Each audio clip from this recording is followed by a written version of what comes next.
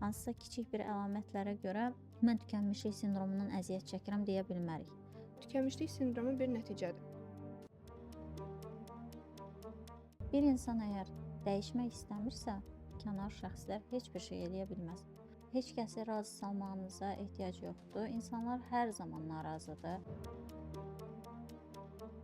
Əslində bu sindromdan əziyyət çəkən insanların əksəriyyətinin bəhanəsi yorulmuşam artıq, heç nə etmək istəmirəm deyir. Siz istədikdən sonra indiyə qədər yaşadığınız bütün travmaları, yaşadığınız bütün hadisələrin hər birinin sizə qazandırdığı o duyğulardan azad ola bilərsiniz.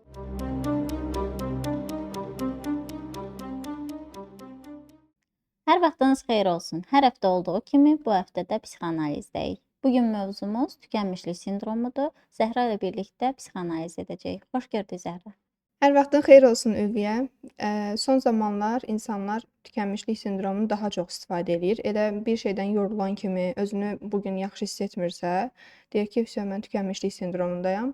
Ümumiyyətlə nədir tükənmişlik sindromu və insanlar bunu necə ayırd etsinlər ki, gündəlik olaraq depressiv bir vəziyyətdədirlər, yoxsa həqiqətən də tükənmişlik sindromu yaşayırlar? Tükənmişlik sindromu müasir cəmiyyətdə artan stressin, uzunmüddətli gərginliyin və psixi pozuntuların əlaməti olaraq, bir nəticəsi olaraq görülür.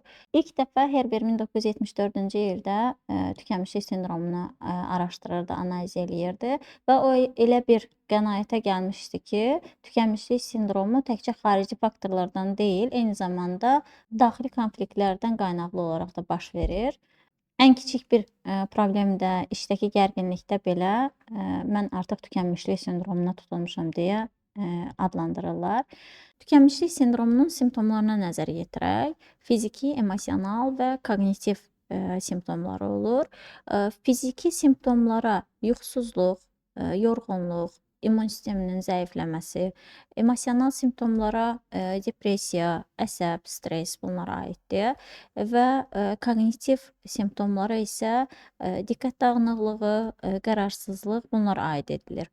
Burada nəzər yetirməmiz olan əsas məsələ var ki, bu simptomlar hər kəsdə ola bilər. Hər kəs yorğun ola bilər, gərgin ola bilər, əsəbi ola bilər, depressiv ola bilər. Biz aydınlaşdırmalıyıq ki, bu simptomlar hansı dərəcədə olanda həmin şəxs bilməlidir ki, tükənmişlik sindromudur. Tükənmişlik sindromu əslində bir nəticədir. Bir insan axşam yatdı, səhər oyandı, mən tükənmişlik sindromundayam deyə bilməz. Bu bir prosesdir əslində. 6 ay, 12 ay müddətində maksimum bu insan iştahsızlıq yaşamalıdır, yuxusuzluq yaşamalıdır, əvvəlki kimi həvəsi olmamalıdır, çox emosional biri olmalıdır. Yəni hər bir şeyə reaksiya verməsi, oturub birdən-birə olmayacaq bir sözə ağlaması və ya gülməsi. Yəni bu kimi şeylər əslində 6 ay müddətində davam etməlidir ki, bir insan özünə bu diaqnozu qoya bilsin və çox yanlış bir yanaşmadır ki, bu. Bir insan deyir ki, bu 6 dənə əlamət məndə varsa, öz-özünə diaqnoz qoyur, bir sözlə belə deyək. Mən tükənmişlik sindromundan əziyyət çəkirəm, depressiyadan əziyyət çəkirəm. Bir insan psixoloqun diaqnostikasında olduğu zaman daha dəqiq diaqnoz əldə edə bilər. Amma bir insan əgər yaşadığı müddətcə daha çox basdırdığı duyğular varsa, ağlamaq istəyəndə ağlaya bilmirsə, demək istəyəndə deyə bilmirsə sözünü, özünü müdafiə edə bilmirsə, özgüvən əksikliyi yaşayırsa, ailədə həmin insanlar həmin şəxsi gözümçıxdıya salırlarsa, yəni onu görməzdən gəlirlərsə, daima bir insan özünü isbat etmək çabasında özünü görürsə, inanırsa ki, bu insan həyatda heç bir şəkildə uğurlu bir insan deyil. Bu zaman artıq yavaş-yavaş özünü isbat edə bilmədikcə insanlara, ailəsinə, ətrafındakı insanlara, qurduğu ailəyə, yəni həyat yoldaşına və artıq bir insan yavaş-yavaş başlayır burada tükənməyə. Özünü isbat etmək istəmir, özünü anlatmaq istəmir. Əslində bu münasibətlərdə də belədir. Bir insan münasibətin ilk aylarında daha çox emosional olduğuna görə özünü daha çox ifadə edir, nəyə görə səhv etdiyini, nəyə görə belə etdiyini və s. Amma daha sonradan bir insan əgər tükəndiyi bir məqam olmalıdır. Tüklənə demişkən bardağı taşıran son damla belə bir ifadə var. Bir insan daima günahlandırılırsa, etdiyi hərəkətlər görülmürsə, uğurları qeydə alınmırsa, özünü isbat edə bilmirsə, hər bir mövzuda günah keçisi o həmin şəxs görünürsə, hə, o zaman bu insanlar yavaş-yavaş bir müddətdən sonra hər bir şeydən yorularaq həyatın mənasını tapa bilmirlər, özlərini ifadə etmək istəmirlər. Ümumiyyətlə heç yataqdan bəzən olur ki, çıxmağa belə halları olmur. Bu zaman biz həmin insanlara tükənmişlik sindromuna ehtimalı ola bilər deyə bilərik. Yəni bunu izləyicilərimiz yanlış anlamasın. Əgər bu əlamətlər özünü göstərirsə sizdə, tükənmişlik sindromu diaqnozunu biz burdan qoymağımız düzgün deyil. Bunun üçün daha dəqiq məlumat almaq istəyirsinizsə təbii ki, psixoloq mütəxəssis diaqnostikasından keçməlisiniz. Tükənmişlik sindromu yaşı nə qədərdir? Bir insan neçə yaşdan sonra daha çox bu sindromdan əziyyət çəkə bilər? Əslində bütün bu proseslər erkən uşaqlıq dövründən başlayır. Çünki uşaq valideyni razı salmağa çalışır. Daha çox valideynin istəklərini önəmsəyir. Valideynin bəyənmədiyi heç bir şeyi etməməyə çalışır və öz istəkləri, öz seçimləri, öz arzuları göz ardı qalır. Eyni zamanda mükəmməliyyətçi olurlar. Hər şeyi mükəmməl şəkildə yerinə yetirməlidirlər. Bu da əslində valideynlərdən qaynaqlı bir situasiyadır. Həmin şəxslər daim mən mükəmməl olmalıyam, mən ən möhtəşəm, ən gözəl performansı göstərməliyəm deyə addımlayırlar və nəticədə istədikləri nəticəni əldə etməyəndə, ən kiçik uğursuzluqlarında belə o tükənmişlik sindromu deyilən sindroma tutulurlar deyə bilərik. Ancaq bayaq sənin vurğuladığın kimi hansısa kiçik bir əlamətlərə görə mən tükənmişlik sindromundan əziyyət çəkirəm deyə bilmərik. Tükənmişlik sindromunun əvvəlində nələr var? Erkən uşaqlıq dövründə bu insan nələr yaşayıb? Valideyn ona necə yanaşıb? Hansı valideyn tipi ilə böyüyüb? Valideyn mükəmməliyyətçi mi olub? Valideyn liberal olub? Valideyn demokratik ailə tipi ilə mi böyüdüb o uşağı? Bütün bunlar böyük bir əhəmiyyət kəsb eləyir. Biz qeyd elədik ki, tükənmişlik sindromu bir nəticədir. Müxtəlif psixoloji problemlərdən qaynaqlı olaraq tükənmişlik sindromu ortaya çıxır. Bunlardan biri də depressiyadır. Biraz da depressiya ilə tükənmişlik sindromu arasındakı əlaqədən danışmaq istəyirəm. Bəli, depressiyada da özünü göstərir. İştahsızlıqdır, yuxusuzluqdur, həvəsin ölməsidir, heç bir şey etmək istəməməsidir və s. Amma tükənmişliklə arasındakı fərqə baxdığımız zaman hər ikisinin də oxşar cəhəti budur ki, uşaqlıqdan gəlir. Birdən-birə biz depressiyaya düşmürük, birdən-birə tükənmişlik sindromundan əziyyət çəkmirik biz. Aralarındakı isə tək fərq dediyimiz kimi bu bir nəticədir. Yəni bir insan depressiv pozuntuda da ola bilər, depressiv pozuntunu yaşaya da bilər. Eyni zamanda depressiyada ola da bilər. Depressiv pozuntu odur ki, yəni bir insan əgər 6 əlamətdən 3-ünü daşıyırsa, depressiv pozuntudan əziyyət çəkə bilər. Amma 6-sını da daşıyırsa, o zaman depressiyada da deyə bilərik. Və yaxud bu aralıq 6 ay müddətində, 12 ay müddətində davam edirsə və eyni zamanda biz nə üçün işləməkdən bu qədər tükənirik? Biz nə üçün münasibət yaşamaq istəmirik? Bəzən olur ki, heç özümüzü anlatmaq istəmirik və yaxud fərqli bir nələrsə etmək istəmirik. Həmin o duyğuya ad verdiyimiz zaman mən hansı duyğunu yaşayıram? Yəni bir şeydən yorulmaq, bəli, hər bir insanın haqqıdır. Nələrsə edir, bir dənə uğursuzluq yaşayırsa, o zaman özünə qapılmalı deyil və daha çox tükənmişlik sindromunu əziyyət çəkən insanlar özünə qapanıq insanlardır. Artıq heç bir şəkildə danışmaq istəmir, rəfiqələrlə əvvəlki kimi görüşmür, şəhərə çıxmır, özünə baxmır. Bəzən olur ki, makiyajsız gəzir, baxımsız olur və bunların hər biri sindromun əlamətləridir. Eyni zamanda bir insan hər hansısa bir xəstəlikdən sonra da ola bilər tükənmişlik sindromundan əziyyət çəksin. Məsələn, hamiləlikdən sonra ola bilər.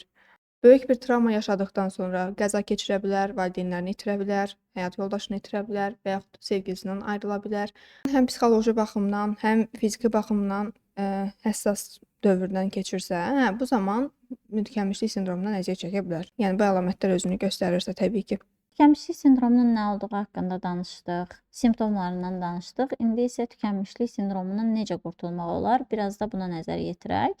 Bu sindromdan azad olmaq üçün ediləcək müəyyən mərhələlər var. Əvvəlcə təbii ki, özləri həll etmək üçün nələrsə etməlidirlər. Nəfəs məşqləri edə bilərlər.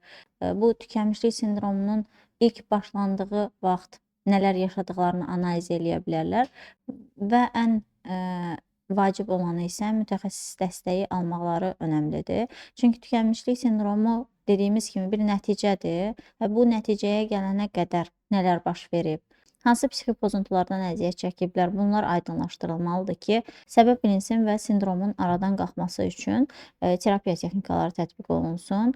Burada koqnitiv davranış terapiyasından istifadə oluna bilər. Bayaq qeyd etdiyimiz kimi nəfəs texnikalarından istifadə oluna bilər. Bəzən olur ki, həmin insan bu sindromdan əziyyət çəksə də və yaxud heç əziyyət çəkməsin, sadəcə bir neçə əlamətlər özünü göstərsin, ondan qurtulmaq belə istəmir. Yəni özünü yormaq istəmir, nələrsə etmək istəmir. Bəzən olur ki, qəbullanmağa keçir həmin insan ki, hə, yorulmuşam. Bəzən olur ki, biz seanslar əsnasında da görürük ki, bir il müddətində işləməyən, bir il müddətində evdən çölə çıxmayan xanımlarımız var, bəylərimiz var. Sanki bunlar bir bəhanədir. Yəni bəhanə olaraq dediyimiz, bundan qurtulmaq üçün hər hansısa bir addım atmırlar. Bu sindroma yenilməyi daha çox seçirlər və eyni zamanda bununla çaba sərf edim, nələrsə edim, qalib gəlim. Bu kimi hallar yaşanmır. Əslində bu sindromdan əziyyət çəkən insanların əksəriyyətinin bəhanəsi yorulmuşam artıq, heç nə etmək istəmirəm deyir.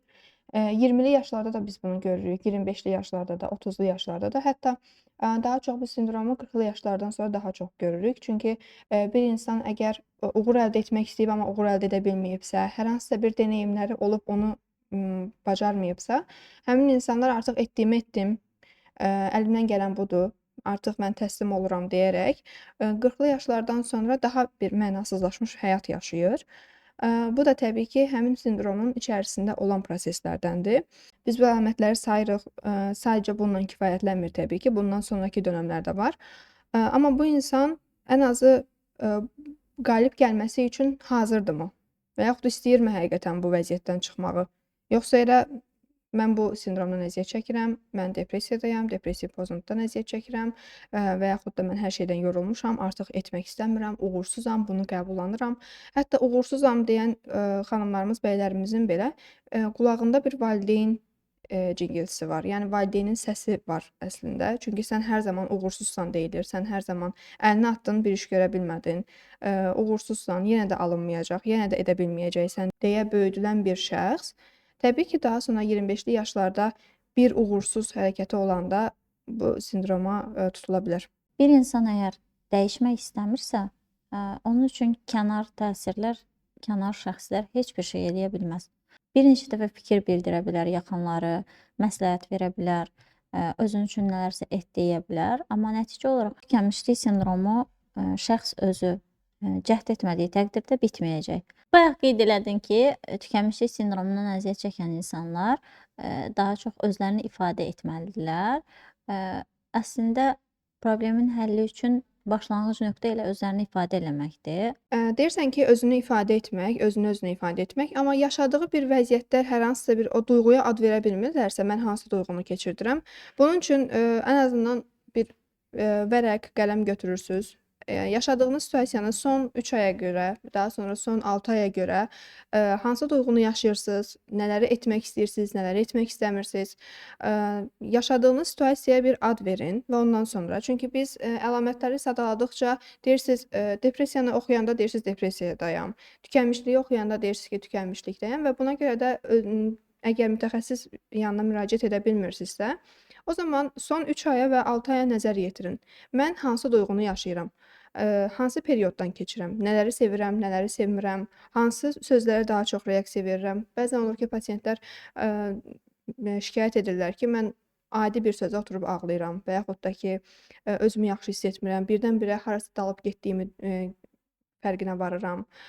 Yarım saat müddətində, 40 dəqiqə müddətində hər hansısa bir nöqtəyə sadəcə baxaraq qalıram və bunların hər biri təbii ki, sindromun əlamətlərindəndir.